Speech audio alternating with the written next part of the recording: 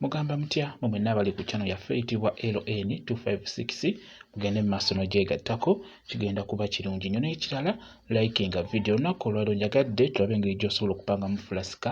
n'ogizaawo bulungi nnyo tugeze ng'ova kugyoza oyagala kugizaawo sookera ddala okwata akapiira olw'akapiira ako k'olabaako k'ogenda okulaba ako k'osoosa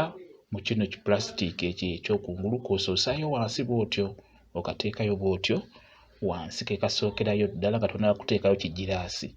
ako ke kasookerayo ddala nga bw'okala kati mala kukwata ekigiraasi ekyo eyo nno ye fulasika era olina ogikwata n'obwegendereza kati ekigiraasi kiteekeyo mu pulasitiika ono kiyingizeeyo bw'otyo nga bw'olaba olina okikwata n'obwegendereza ate tokissaamu mpolampola kuba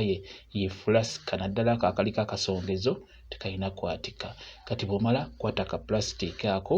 kateeke ku kino kisaanikira wansi olaba ka plastic kayingize ku kisaanikira kyo wansi bw'otyo olaba ka